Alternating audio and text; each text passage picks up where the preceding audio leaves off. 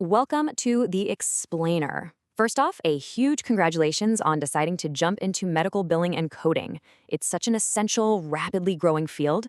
But, before you can actually start processing those claims, you've got a pretty massive decision to make, and that is finding the right educational path.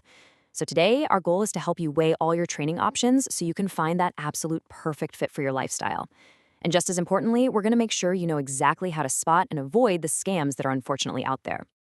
Okay, let's dive right into this. Today, we're going to objectively weigh all three main educational paths: community college programs, vocational and technical schools, and online training options. Then, we'll build a foolproof survival guide for identifying diploma mill scams and finish up with exactly what you need to know for vetting prospective schools. Let's kick things off with Section 1, Community College Programs. Going the community college route is a super traditional, highly credible way to break into the healthcare industry. It gives you a really comprehensive foundation, and it usually leads to either a 2-year associate's degree or a certificate of completion. But you know what the biggest advantage is here? It's the affordability. Based on standard local fees, a typical medical billing and coding program is going to cost you roughly $2,500. That's it.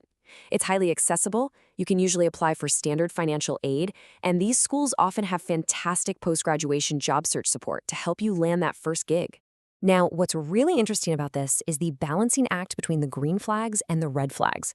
On the plus side, you're getting serious local credibility, that affordable tuition we just talked about, and access to local teachers who can often hook you up with real-world internships. That's a huge win. But we have to look at the cons. Community colleges rely heavily on inflexible block scheduling. So if life gets in the way and you miss a tiered class, you literally risk a full 1-year delay before that specific class cycles back around. You also have the surprise of out-of-pocket textbook costs. Coding books are updated every single year, and you are going to have to buy those updated manuals outright. Moving right along to Section 2, Vocational and Technical Schools.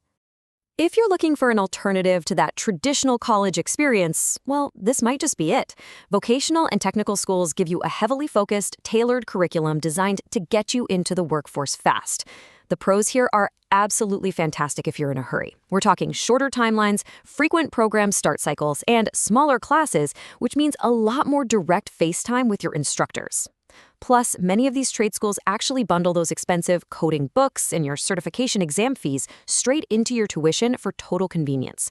But let's be realistic here. You are going to face higher overall tuition costs. And because these are often for-profit entities, you'll likely have to self-navigate securing grants and loans entirely on your own, without a traditional financial aid office holding your hand.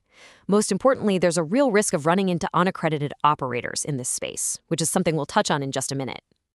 Next up, Section 3, Online Training Options. So, if you're highly self-motivated, or maybe you're already working in the medical industry and you just need to learn on your own time, digital learning can be a perfect fit. The biggest benefit by far is the scheduling flexibility combined with lower tuition overhead. The school doesn't have to keep the lights on in a massive physical building, which saves you money, and the program is totally location independent. You can literally study in your pajamas at midnight after putting the kids to bed. How great is that? However, we really need to emphasize the harsh reality of online studying here. Yes, you get amazing flexibility, but you also have restricted instructor access. Think about it. If you're stuck on a really complex coding question at 3 in the morning, there is no mentor sitting next to you to answer it immediately. You're going to have to wait for an email reply. You also lose out on that face-to-face networking with your peers. Plus, there is a very high level of technical self-reliance required. If your computer crashes right before an assignment is due, you're the one who has to figure out how to fix it. Finally, online programs usually have unbundled exam costs, which means you will likely pay for that critical certification test entirely out of your own pocket. So, with all these varied options floating around, a pretty massive question naturally emerges. How can you actually distinguish a legitimate program from a complete scam? Unfortunately, as the demand for medical billers and coders has absolutely skyrocketed, we've seen a corresponding rise in fraudulent credential mills just waiting to prey on eager students. Which brings us to Section 4, Identifying Diploma Mill Scams. All right, we are now going to build you a personal BS detector because you absolutely have to protect your hard-earned investment from dishonest businesses that are basically just selling worthless pieces of paper. Let's detail some of their more absurd promises. First off, if an advertisement guarantees that you'll be running a highly profitable work-from-home business within just a few weeks, walk away immediately. Reputable schools simply do not promise fame and fortune. Also, if they claim you can get certified with minimal study or reading, It is a scam, period. Real programs require serious in-class time and a ton of independent study. Another massive red flag to watch out for is an institution that frequently relocates from state to state or just constantly changes its name. Basically, if it sounds too good to be true, it for sure is. And that leads us to our final part, Section 5, Vetting Prospective Schools. So, how do you actually protect yourself? Well, you go on the offensive. Knowing exactly what to ask admissions counselors is your definitive survival guide here. Keep in mind that legitimate, accredited programs will easily and happily pass this test because they strictly follow the organizational standards set by the two main credentialing bodies in the industry, the AAPC and AHIMA. I highly recommend you write these down because you need to ask these exact questions to verify a school's legitimacy.